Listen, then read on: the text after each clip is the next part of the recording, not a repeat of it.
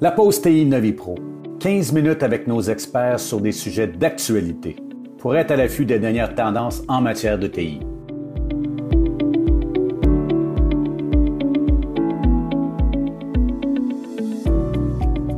Bienvenue à cette pause TI, épisode de 35. Mon nom est Pierre Tocci, je suis votre animateur et aujourd'hui, je suis en compagnie de Roger Ouellette, directeur de la pratique de sécurité chez NoviPro. Bonjour Roger. Bonjour Pierre. Alors aujourd'hui, Roger, notre thématique est les plans de réponse aux incidents. Pourquoi parler de plans de réponse aux incidents? En fait, comment dire, c'est le plan de réponse aux incidents, tout le monde va finir par se faire hacker. Là. Tout le monde il va arriver quelque chose éventuellement. Tout le monde va avoir un problème à un moment donné qu'il va falloir réagir. Mm-hmm. Si on n'en parle pas, si on se prépare pas avant, si on n'a pas quelque chose de bâti avant, on va être dans le trou.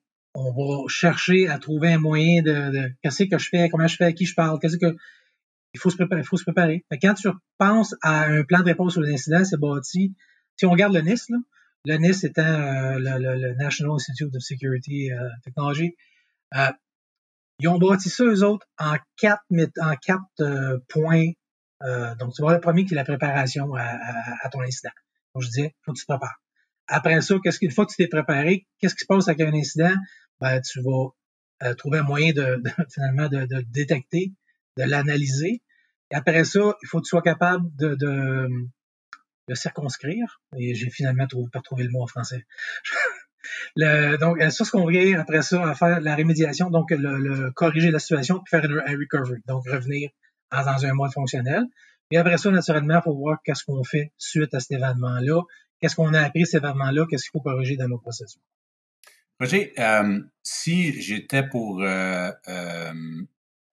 la différence, traditionnellement, on avait nos plans de désastre qui étaient pour quand la business va tomber, voici comment on va remonter les serveurs, etc. Un plan de désastre ou un plan de recouvrement. Là, maintenant, tu me parles d'un plan de réponse aux incidents. Qu'est-ce qui a changé depuis les dernières années pour dire maintenant, il faut que tu puisses être en position de répondre? C'est inévitable, l'incident? C'est ce que tu dis? Inévitable.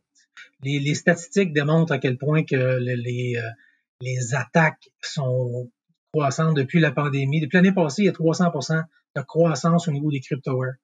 Les entreprises qui se font attaquer, ils se retrouvent avec, je pense, c'est 25% des entreprises que ça prend à moins d'une semaine. C'est un miracle. De 2 à 3 semaines, c'était 25%. 3 à 4 semaines, c'était un autre 25%. Puis plus que 4 semaines, c'était un autre 25%. Attends une minute. Il y a juste 25% des entreprises qu'en dedans d'une semaine, ils sont rétablis? Oui. Que les reprises des activités TI? Oui. 25% seulement? Oui. Que tes opérations sont reparties. Fait que, quand tu dis qu'il y en a 25, que c'est 50% que c'est 3 semaines et plus. Là, okay? Puis, 4 semaines et plus, c'est 25%. J'ai des clients en ce moment qui ont eu des choses, ça fait plus de 2 mois qu'ils sont encore dedans. Puis quand tu fais la forensic, quand tu commences à chercher dedans, tu te rends compte que ça fait 8 mois qu'ils ont eu un breach. Que ça fait 8 mois que les gens qui veulent attaquer, qui attaquent, qui écoutent leur réseau, qui découvrent sont où les données, qu'est-ce qui est sensible, ou comment ils font les backups, c'est quoi les noms d'usagers, c'est quoi toutes les passwords, toute l'information qu'ils ont réussi à aller chercher l'information sur l'Active Directory, sur les liens, sur les données, sur tout. Fait que quand ils font le Python on là pour dire j'attaque, là, ben ils te mettent à terre. Ils sont capables de te mettre à terre. Donc, excuse-moi, oui. Oui, non, ce que j'allais dire. Donc, ici, on parle est-ce qu'on parle de se préparer à se faire attaquer ou planifier comment est-ce qu'on va se remettre, comment est-ce qu'on va répondre à l'attaque? Ben, les deux. Et prépare-toi parce que tu vas te faire attaquer, là. Okay. Mais maintenant, comment je vais faire? Qu'est-ce que je vais faire pour me préparer? Comme je disais tantôt, il y a les 4 éléments, là, la préparation. Le premier élément, c'est la préparation. Fait que la préparation, là, ça va être de dire first, l'engagement de la business. La business, il faut absolument qu'elle soit commise à ça. Surtout qu'on parle de sécurité, puis qu'on parle de gouvernance, puis qu'on parle de ce que ça voudra, il faut que la business soit impliquée. Parce qu'il y a un commit à faire. Il y a des investissements à faire. Il y a du temps à mettre. Donc, il faut avoir un commit. Il faut établir les politiques d'entreprise. C'est une politique, là. Tu sais, à un moment donné, dire que t'es pas supposé de prendre des données de la business puis de mettre sur un Dropbox parce que tu veux travailler chez vous. Ben, dans certaines entreprises, tu sais, ça peut être considéré comme du vol de données, là. Est-ce que la politique est claire? Est-ce qu'on a établi ces politiques-là? Fait que ça, c'est des choses qu'il faut préparer, tu sais. Mais une des choses qui est bien, bien importante dans la préparation, c'est quoi un incident? Un incident, ça peut être justement le vol de données. Ça peut être, si tu as un site web, puis il est transactionnel, ça veut dire que si tu te fais attaquer dessus, ça impacte ta business dépend de ça. Donc, il faut décider c'est quoi qui est un incident dans la compagnie. Ça peut être un PC quelque part qui a besoin d'être fonctionnel tout le temps ou c'est pas important qu'un PC. C'est à partir de 5 PC qu'on a un problème. Il faut déterminer les incidents qu'on veut couvrir. Puis, donc, ça prend une certaine précision à savoir c'est quoi exactement qu'on veut recouvrir s'il arrive quelque chose. Et le quelque chose, il faut que ce soit défini. C'est ça un incident. Oui, exactement. Puis, comment on va arriver à ça? C'est que normalement, avant, on va avoir fait un risk assessment, donc une analyse de risque puis des impacts au niveau de la business. Parce que si on ne sait pas qu'est-ce qu'on doit sécuriser, qu'est-ce qui est important pour la business, c'est quoi les impacts. Si on a une chaîne de production, mais que elle dépend d'un des PC qui est dans le data center ou qui est ailleurs, ben il faut le protéger. Donc, il faut mettre l'importance à dire, lui, s'il se passe quelque chose, là, faut que je réagisse, là. Faut que je fasse quelque chose. Donc, une fois qu'on a fait les analyses de risque et d'impact, on est capable après ça de dire, bon, là, je sais c'est quoi mes ressources, c'est quoi mes assets de la business là, qui sont importants. Maintenant, je vais déterminer qu'est-ce qui peut l'affecter. On va déterminer ces éléments-là. Le vol de données, le crypto, ça peut être, comme je disais tantôt, le site web, ça peut être, on va déterminer c'est quoi. Tu sais, ça peut être, on peut dire que, écoute, finalement, c'est une panne électrique. Mais normalement, quand on parle d'un plan de réponse à des incidents, on s'attarde vraiment à de la cybersécurité. Oui, absolument.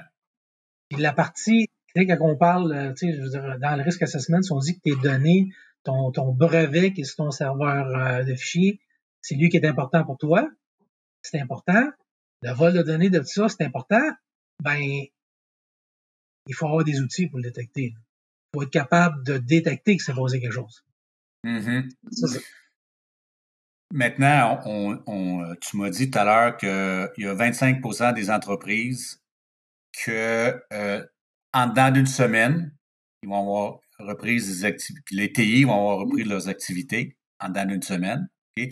Maintenant, si on ne planifie pas, si on n'est pas réaliste, puis qu'on se dit non, ça peut pas nous arriver, quelle sorte de danger qu'il y a à la reprise? Ben, ça se peut que tu n'aies juste pas de reprise. Parce que, tu sais, à un moment donné, quelque part, si première chose, ton infrastructure de sécurité, il faut qu'elle soit en place pour être capable de te protéger, qu'elle soit été montée avant pour te protéger. Protéger tes assets est important. Hein? OK, ouais.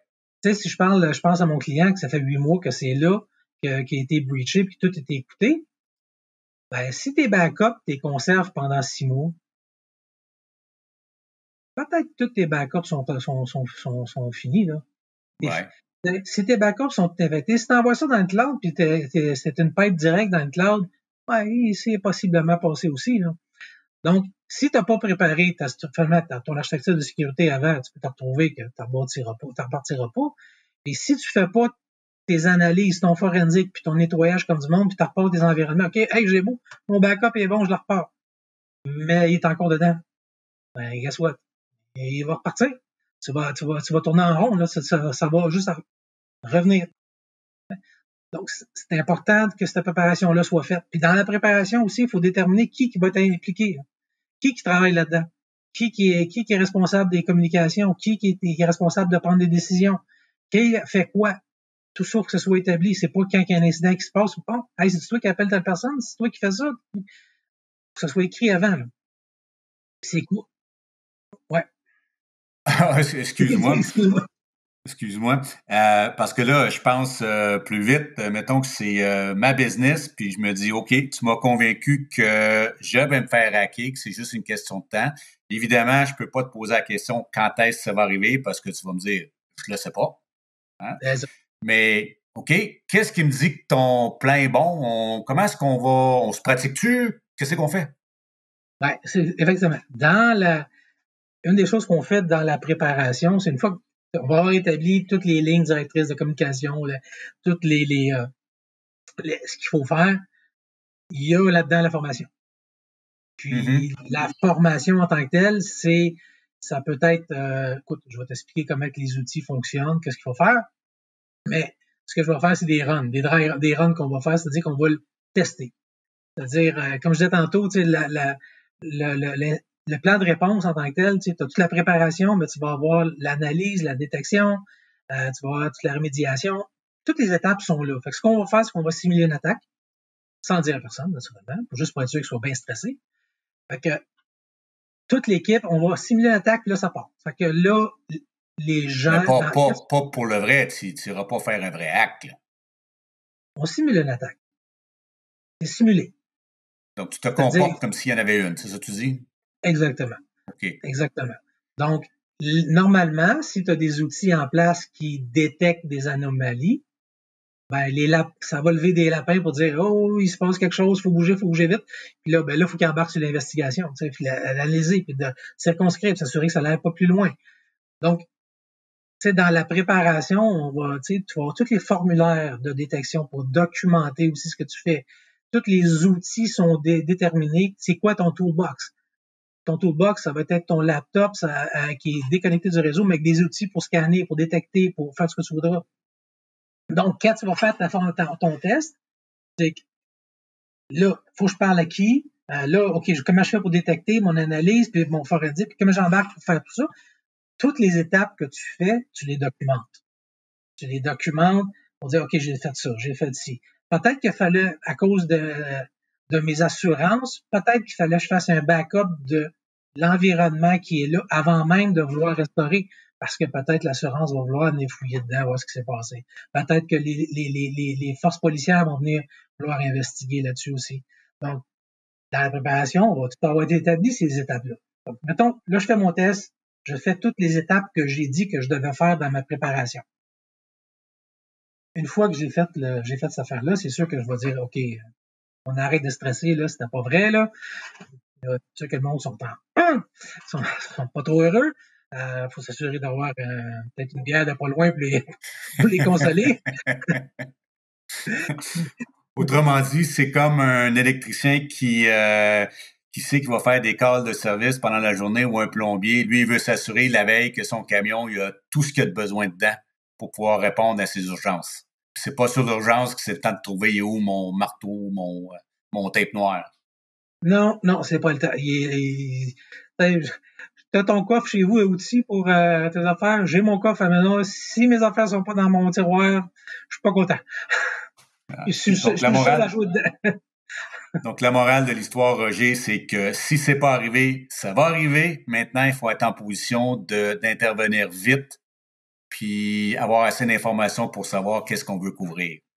Oui, il faut être capable de réagir vite, effectivement, être en contrôle. Si t'es pas préparé, tu seras pas en contrôle. Si t'es pas en contrôle, tu vas prendre des mauvaises décisions, puis tu vas vraiment, ça va possiblement rentrer de la chose pire. Stresser la business pour rien. Ben, merci Roger, ça a été très intéressant. Ben, merci Pierre.